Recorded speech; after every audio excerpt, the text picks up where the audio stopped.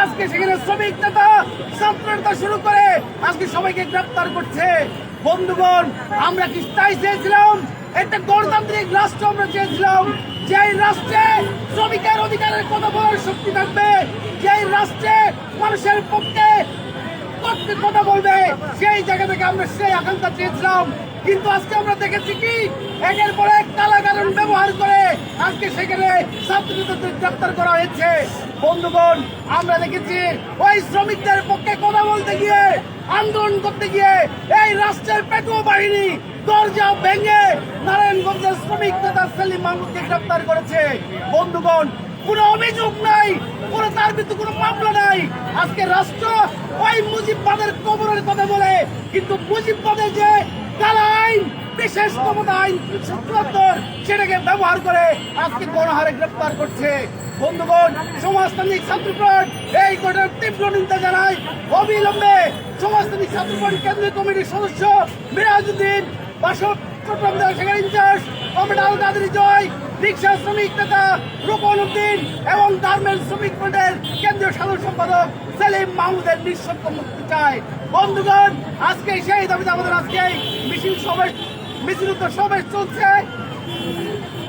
আমাদের এই সমাবেশে উপস্থিত আছেন সমাজতান্ত্রিক ছাত্রফ্রন্ট কেন্দ্রীয় কমিটির সংগ্রামী দপ্তর সম্পাদক ছাত্র নেতা অনিক কুমার দাস, উপস্থিত আছেন সমাজতান্ত্রিক ছাত্রফ্রন্ট কেন্দ্রীয় প্রচার সম্পাদক ছাত্র নেতা হারুনুর রশিদ, উপস্থিত আছেন সমাজতান্ত্রিক ছাত্রফ্রন্ট কেন্দ্রীয় কমিটির সংগ্রামী সাংগঠনিক সম্পাদক সোহেল আহমেদ শুভ, উপস্থিত আছেন সমাজতান্ত্রিক ছাত্রফ্রন্ট কেন্দ্রীয় কমিটির সহসভাপতি ছাত্র নেতা সুস্মিতা মরিয়ম। সংগ্রামী বন্ধুগণ, আমাদের এই সমাবেশে উপস্থিত আছেন সমাজতান্ত্রিক ছাত্রফ্রন্ট কেন্দ্রীয় কমিটির সংগ্রামী সভাপতি ছাত্র নেতা মুক্তা বাড়ই। আমাদের এই সমাবেশে এখন বক্তব্য রাখবেন সমাজতান্ত্রিক ছাত্রফ্রন্ট কেন্দ্রীয় কমিটির সংগ্রামী সভাপতি ছাত্র নেতা মুক্তা বাড়ই। সংগ্রামী সমাবেশ, সকলকে সমাজতান্ত্রিক ছাত্রফ্রন্টের পক্ষ থেকে সংগ্রামী শুভেচ্ছা জানাই। আজকে আমরা খালি কণ্ঠে এখানে কথা বলছি, একটা প্রতিবাদ জানাচ্ছি। কারণ আপনারা জানেন এই বিশ্ববিদ্যালয় একটা অগণতান্ত্রিক পরিবেশ, সেই পরিবেশ তারা জিয়ে রেখেছে। বারে বারে আমরা দেখেছি বহিরাগতের নামে বিশ্ববিদ্যালয়ের যে অবাধ বিচরণ, দেশের জনগণের সেই বিচরণকে তারা কুক্ষিগত করতে চায়, বাধাগ্রস্ত করতে চায়। বিশ্ববিদ্যালয়ের যে পাবলিক চরিত্র সেটাকে তারা ধূলিসাৎ করতে চায়। আমরা দেখেছি আজকে আমাদের যে মাইক আসার কথা ছিল, সেই মাইক ক্যাম্পাসে ঢুকতে পারে না, সেই মাইক বারবার বলেছে যে সেখানে কি ছাত্র সংগঠন সমাজতান্ত্রিক ছাত্রফ্রন্টের সমাবেশ আছে, কিন্তু তারা সেই মাইক ঢুকতে দেয়নি। এই যে অগণতান্ত্রিক প্রক্রিয়া, সেই অগণতান্ত্রিক প্রক্রিয়ার নিন্দা জানাই। সংগ্রামী বন্ধুগণ, আপনারা জানেন যে গত 29 এপ্রিল আজকে যখন চট্টগ্রামে আপনারা দেখেছেন লক্ষাধিক রিক্সা ডাম্পিং করে রাখা হয়েছে, সেই রিক্সা চালিয়ে আজকে শ্রমজীবী মানুষের জীবন চলে, জীবিকা চলে। সেই রিক্সা চালকদের আজকে জীবন জীবিকার উপর যখন হুমকি, সেই সময় সমাজতান্ত্রিক ছাত্রফ্রন্টের নেতা কর্মীরা শ্রমিকদের পাশে গিয়ে দাঁড়িয়েছিল।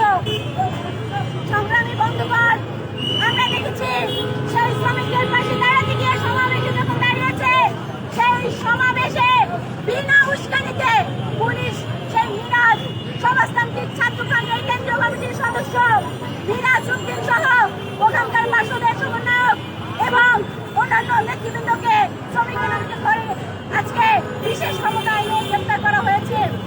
সংগ্রামী বন্ধুগণ, এই যে ঘটনা, এই ঘটনার আমরা তীব্র নিন্দা জানাই, ধিক্কার জানাই এবং আমরা বলতে চাই আজকে কথায় কথায় ওনারা বলেন মুজিববাদ মুর্দাবাদ।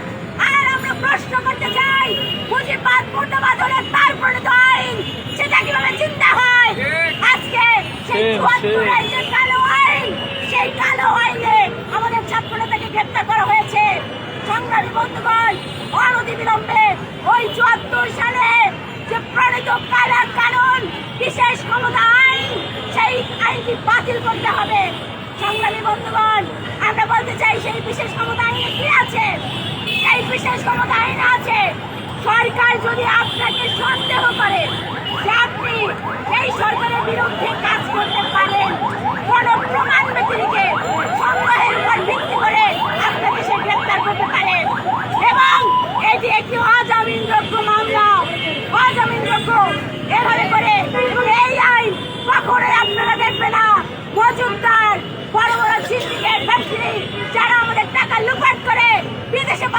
করেছে তাদেরকে এই আইনে ধরতে দেখবেন না। আপনারা ধরতে দেখবেন কাদের? যারা শ্রমজীবী মানুষের জন্য কাজ করে, যারা শিক্ষার দাবিতে কাজ করে, যারা গরিব মানুষের জন্য কাজ করে। সেই কণ্ঠকে রোধ করার জন্য এই বিশেষ ক্ষমতা আইন সেটিকে ব্যবহার করা হয়। সংগ্রামী বন্ধুগণ, আমরা দেখেছি তার কিছুদিন পূর্বেই এখানে রবিন টেক্স, সেই নারায়ণগঞ্জে একটি কারখানা, সেই কারখানার শ্রমিকেরা একটা ইউনিয়ন চায়, তারা একটা সংগঠন করতে চায়। সেই সংগঠন করার দাবিতে তারা যখন আন্দোলন করছিল, সংগঠিত হওয়া এটি তার একটি সাংবিধানিক অধিকার। শ্রম আইনে আছে, সেই শ্রম আইনকে লঙ্ঘন করছে, তাদেরকে বিশেষ ক্ষমতা আইনে সরকার করছে না। ধরছে কাদেরকে? ধরছে তাদেরকে যারা ওই অধিকারের জন্য লড়াই করছে, শ্রমিকের পাশে গিয়ে দাঁড়াচ্ছে। আপনারা জানেন, আগে আমরা যা দেখতাম যে রাতের বেলা বিভিন্ন জনের বাসায় গিয়ে ওই র্যাব হানা দিত, আর্মি হানা দিত, পুলিশ হানা দিত। এই যে সরকার, এই সরকারকে আমরা জনগণ এবং দেশের ছাত্ররা তাদেরকে আমরা বসিয়েছি। শ্রমজীবী মানুষ শহীদ হয়েছে, ছাত্র শহীদ হয়েছে, কিন্তু সেই শ্রমজীবী মানুষের স্বার্থ দেওয়া হচ্ছে না। সংগ্রামী বন্ধুগণ, সেই সেলিম মাহমুদের রাত 2:30টার সময় তার বাসায় ওই যৌথ বাহিনী গিয়েছে, গেট ভেঙে তাকে বাসা থেকে টেনে হিসেবে বের করে তাকে বিশেষ ক্ষমতা আইনে তাকে মামলা দিয়ে দিয়েছে। আমরা এই ঘটনার তীব্র নিন্দা জানাই।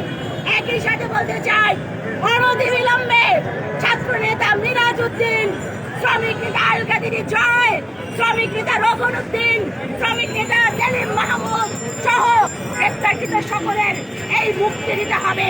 এবং যত ধরনের কারাকানুন আছে, আমরাই আওয়ামী লীগের যে ডিজিটাল সিকিউরিটি অ্যাক্ট, তার বিরুদ্ধে চোখে চোখ রেখে আমরা লড়াই করেছিলাম। এই মুশতাক হত্যা যেদিন হয়েছে কারাগারে, সেদিন আমরা প্রগতিশীল ছাত্র সংগঠনগুলো যখন মশাল মিছিল বের করেছিলাম, সেই সময় আমাদের উপর নির্মম অত্যাচার চালানো হয়েছিল। সংগ্রামী বন্ধুগণ, আমরা সেটির পুনরাবৃত্তি দেখতে চাই না। আমরা সরকারকে হুঁশিয়ার করে দিতে চাই, যাদের রক্তের উপর দিয়ে ক্ষমতায় এসেছেন তাদেরকে কারাগারে বিক্ষেপ করবেন না, তাতে আপনার ফল ভালো হবে না। অনতিবিলম্বে ওই যে মুজিবের আমলে 1974 সালে যে বিশেষ ক্ষমতা আইন, সেটি বাতিল করুন এবং সেই আইনের ধারায় আমাদের শ্রমিক নেতা, ছাত্র নেতা যাদের নামে মিথ্যা মামলা দিয়ে যাদেরকে কারাগারে প্রেরণ করেছে, অনতিবিলম্বে আমরা তাদের মুক্তি চাই। অন্যথায় আপনার ভবিষ্যৎ ভালো হবে না, সেই হুঁশিয়ারি আমরা রাখতে চাই। সংগ্রামী বন্ধুগণ, এতক্ষণ ধরে আমাদের সমাবেশ পরিচালনা করেছেন সমাজতান্ত্রিক ছাত্রফ্রন্ট কেন্দ্রীয় কমিটির সংগ্রামী সাধারণ সম্পাদক ছাত্রনেতা রায়হান উদ্দিন। আজকের এই সব মিছিল পরবর্তী সমাবেশের কাজ আমরা এখানে শব্দ করছি। আপনাদের সকলকে ধন্যবাদ।